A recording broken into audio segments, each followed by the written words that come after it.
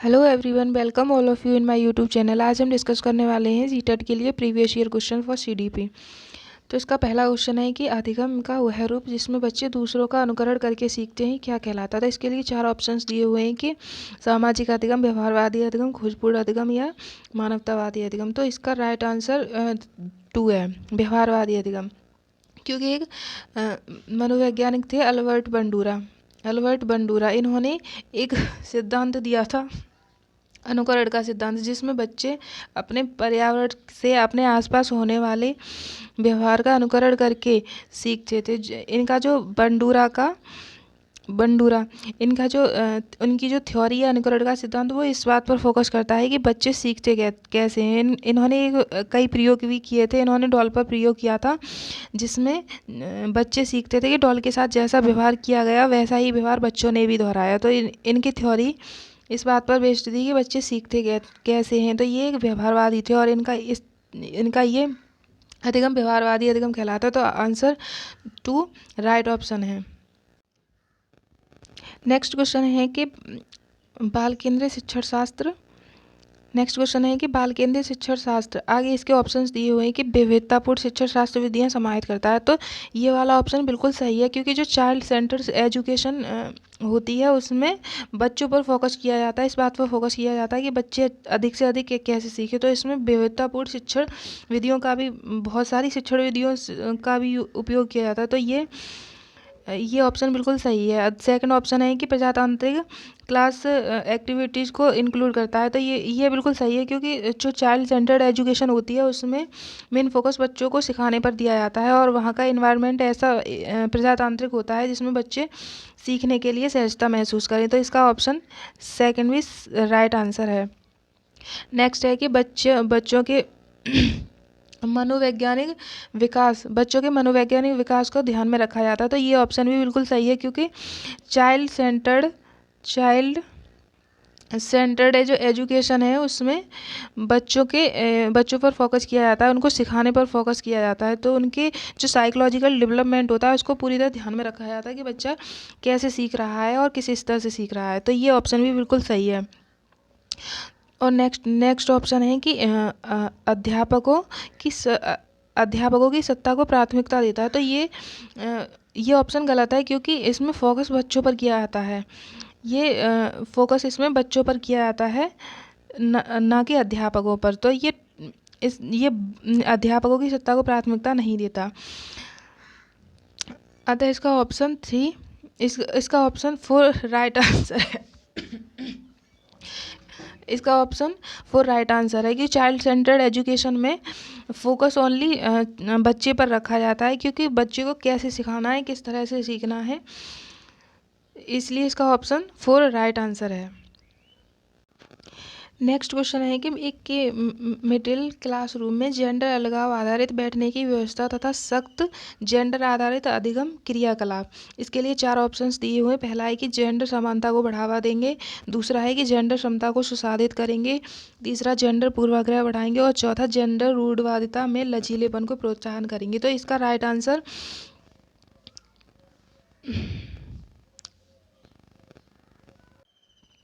तो इसका right answer 3 होगा कि जेंडर पूर्वाग्रह बढ़ाएंगे।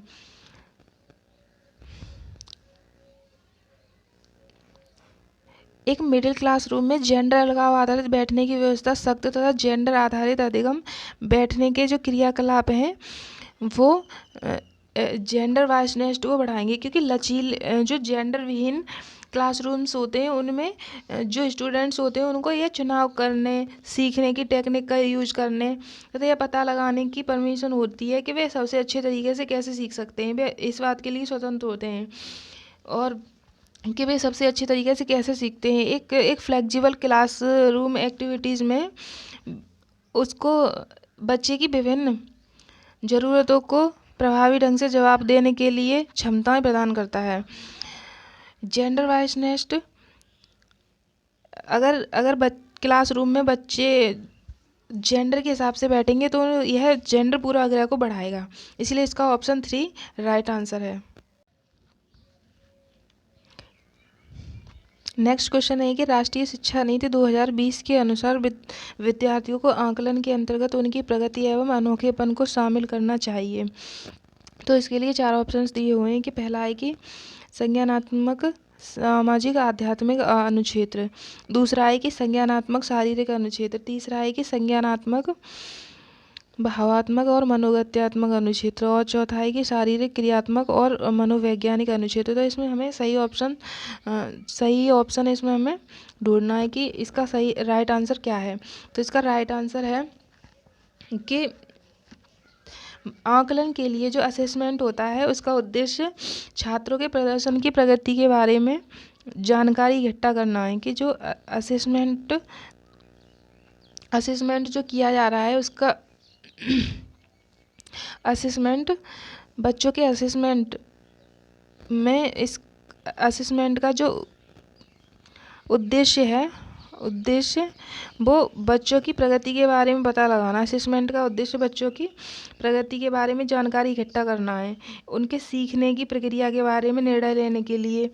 और 2020 न्यू एजुकेशन पॉलिसी 2020 के अकॉर्डिंग शिक्षार्थियों का आकलन करने के लिए उनकी जो फिजिकल और कॉग्निटिव, इमोशनल और साइकोलॉजिकल डोमेन, इन सभी का शामिल होना आवश्यक है। तो इसका आंसर 3 राइट आंसर है, क्योंकि बच्चों के असेसमेंट में बच्चों के सीखने पर फोकस किया जाता है। बच्चे कितना सीख रहे हैं इस बात को पता लगाने के लिए, उनकी जानकारी इकट्ठा करने के लिए असेसमेंट किया जाता है। तो न्यू एजुकेशन पॉलिसी के अकॉर्डिंग इसमें बच्चों के जो कॉग्निटिव, इमोशनल और साइकोलॉजिकल सभी एस्पेक्ट पर ध्यान दिया जाता है। तो इसका राइट आंसर 3 होगा।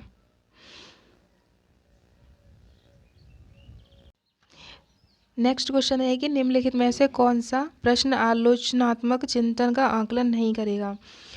तो इसके ऑप्शंस दिए हुए, पहला ऑप्शन दिया हुआ है कि समीकरण 2x = 12 में x का मान ज्ञात कीजिए। तो ये वाला ऑप्शन जो है बच्चों के आलोचनात्मक चिंतन का आकलन नहीं करेगा, क्योंकि इसमें उन्हें इतना सोचने का, उन्हें अपना कॉग्निटिव माइंड यूज करने का उन्हें इतना मौका नहीं मिलेगा, क्योंकि सिंपल है, इसमें x की वैल्यू एक लाइन में बच्चा ज्ञात कर लेगा। तो इसका ऑप्शन 1 यही होगा इसका राइट आंसर। नेक्स्ट ऑप्शन है इसकी कि जो प्रदूषण के बढ़ते स्तर के कारण सोचिए तथा उनके संभावित समाधान ढूंढिए।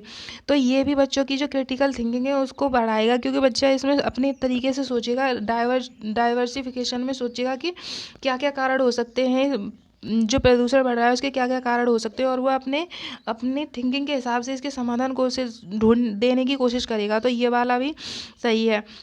नेक्स्ट ऑप्शन है कि धार्मिक सद्भावना को बढ़ाने के लिए क्या कदम उठाए जा सकते हैं। तो ये वाला भी बच्चे की क्रिटिकल थिंकिंग को बढ़ाएगा, क्योंकि इसमें भी बच्चा अपना दिमाग यूज करेगा और वो ये सोचेगा कि इसके लिए क्या क्या और किया जा सकता है, इसके लिए क्या क्या किया जा सकता है। तो वो अपने हिसाब से अपने आसपास की चीज़ें देखेगा, ऑब्जर्व करेगा और ये पता लगाएगा कि इसमें क्या क्या किया जा सकता है।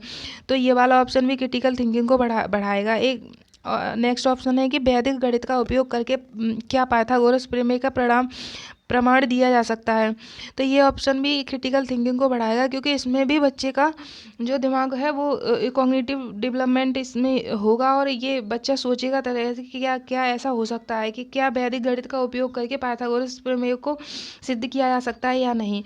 तो पहला ऑप्शन छोड़कर इसके सारे ऑप्शंस इस बच्चे की क्रिटिकल थिंकिंग को बढ़ाएंगे। तो इसका ऑप्शन, लेकिन इसमें पूछा ये है कि कौन सा प्रश्न में बच्चे की क्रिटिकल थिंकिंग का आकलन नहीं करेगा, बच्चे की क्रिटिकल थिंकिंग को कौन असेस नहीं करेगा। तो ये ऑप्शन 1 सही होगा, क्योंकि बच्चे सबसे बुनियादी अभिव्यक्ति में जो उनकी क्रिटिकल थिंकिंग होती है वो तब होती है जब बच्चे को जानकारी का एनालिसिस करने का मौका मिलता है, उसका मूल्यांकन करने का, उसका संश्लेषण करने का मौका मिलता है बच्चे को। जब किसी जो क्रिटिकल थिंकिंग होती है उसमें बच्चे को अगर किसी चीज़ का एनालिसिस करने का मौका मिल रहा है, उसको असेस करने का मौका मिल रहा है, और उसको विश्लेषण करने का मौका मिल रहा है, संश्लेषण करने का मौका मिल रहा है उसके बारे में, तो ये सभी टॉपिक्स उसकी क्रिटिकल थिंकिंग को स्ट्रॉन्ग करते हैं। तो इसका राइट आंसर फर्स्ट होगा, क्योंकि इसमें नहीं वाला पूछा है और नहीं वाला इसमें राइट आंसर फर्स्ट होगा। नेक्स्ट क्वेश्चन है कि एक क्लास की व्यक्तिगत भिन्नताओं की देखभाल करने के लिए एक अध्यापिका को क्या करना चाहिए। तो इसके ऑप्शंस दिए हुए हैं कि क्लास की सभी अधिगमकर्ताओं की आर्थिक पृष्ठभूमि और जाति की ओर संकेत करना चाहिए। तो ये ऑप्शन गलत है, क्योंकि क्लासरूम में किसी भी बच्चे को उसकी उसकी इकोनॉमिकल जो उसका बैकग्राउंड है उस पर फोकस नहीं किया जाता, उसकी कास्ट पर फोकस नहीं किया जाता, सभी बच्चों को समान रूप से सिखाने पर फोकस किया जाता है। तो ये ऑप्शन बिल्कुल गलत है, क्योंकि इसमें पूछा है कि उसकी जो व्यक्तिगत भिन्नताएं हैं, उन हर स्टूडेंट की जो व्यक्तिगत भिन्नताएं हैं उनकी देखभाल करने के लिए एक अध्यापिका को क्या करना चाहिए। तो ये ऑप्शन फर्स्ट तो नहीं होगा, क्योंकि इसमें उसकी इकोनॉमिक बैकग्राउंड पर या उसकी कास्ट पर फोकस नहीं करना है। इस हिसाब से किसी बच्चे को असिस्ट नहीं करना, किसी बच्चे को इस हिसाब से नहीं सिखाना। तो इसका ऑप्शन वन इसका गलत होगा, ये तो नहीं होगा राइट आंसर। नेक्स्ट ऑप्शन है कि अधिगमकर्ता को अपने अनुभव साझा करने के अवसर देना, उन्हें महत्व देना। तो ये वाला आंसर बिल्कुल राइट है, क्योंकि कि क्लासरूम में हर बच्चे का अनुभव साझा करना, उसकी व्यक्तिगत विचार क्या है किसी भी चीज़ को, उसका एक्सपीरियंस क्या है, जो बच्चा अपना पूर्व ज्ञान का उपयोग कर रहा है वो कैसे यूज करे, उसको व्यक्त करने के अवसर देने चाहिए और उनको इम्पोर्टेंस देनी चाहिए कि हाँ बच्चा ये चीज़ जानता है, तो उसके हिसाब से उसको इम्पोर्टेंस भी देना चाहिए। तो ये ऑप्शन बिल्कुल सही है कि बच्चे के अधिगमकर्ता के अनुभव को साझा करने के अवसर देना और उनको महत्व देना, क्योंकि चाइल्ड सेंटर एजुकेशन में ये बात होती है कि बच्चे को एक्टिविटी करने के लिए उसको इस बात पर इनकरेज करना होता है कि बच्चा अपना अनुभव शेयर करे, वो उसका पूर्व ज्ञान है उसका पूरा उपयोग करे। तो इसका जो ऑप्शन 2 है वो राइट आंसर है।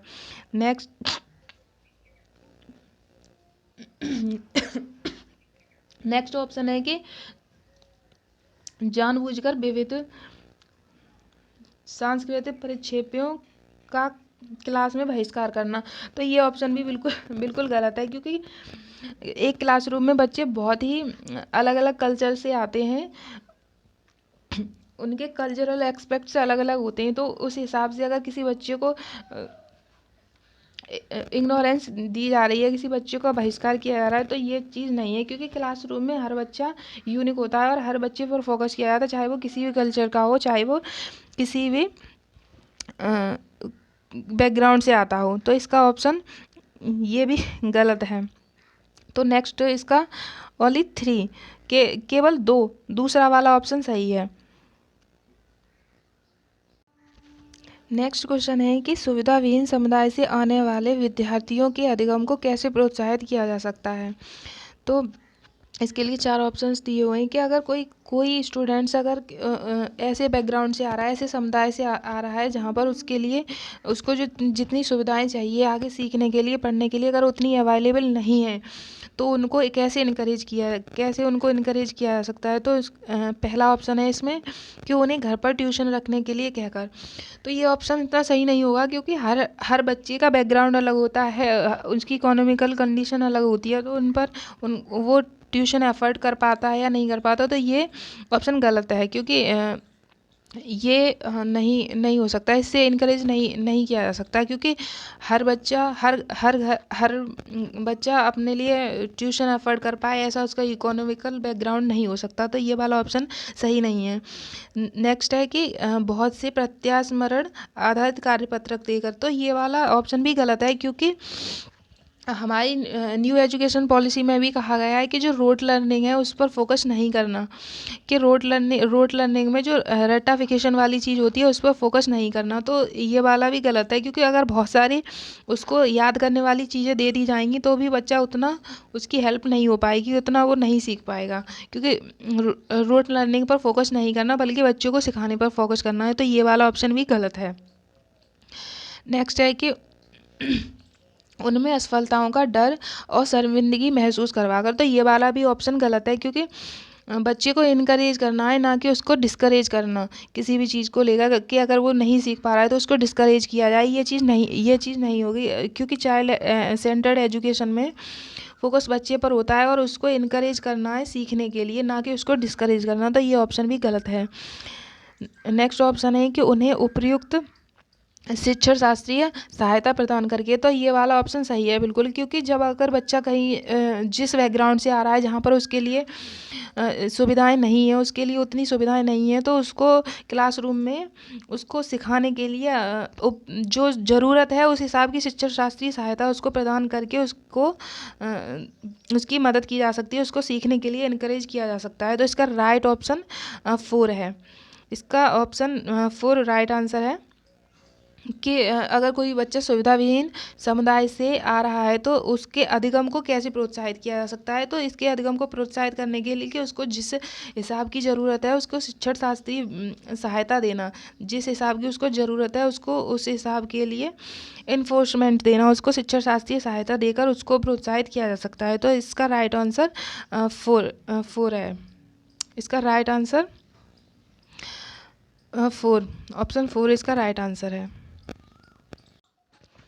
नेक्स्ट क्वेश्चन है कि प्रतिभाशाली विद्यार्थियों के क्या लक्षण होते हैं, कि जो इंटेलिजेंट बच्चे होते हैं उनके क्या क्वालिटीज़ होती हैं। तो इसका पहला ऑप्शन है कि वह समकक्षियों की तुलना में उच्च सामाजिक कौशल व परिपक्वता। तो इसका राइट आंसर यही है, क्योंकि जो इंटेलिजेंट बच्चे होते हैं वे अपने साथ के बाकी के और बच्चों की तुलना में वे उच्च कौशल वाले होते हैं। उनमें अधिक किसी चीज़ को सीखने की, किसी काम को करने की जो कैपेबिलिटी होती है उनमें अपनी क्लासरूम के अदर बच्चों की तुलना में ज़्यादा होती है। तो इसका ऑप्शन 1 राइट आंसर है। आइए नेक्स्ट ऑप्शंस भी देखते हैं कि कार्यों को करने में धीरज की कमी।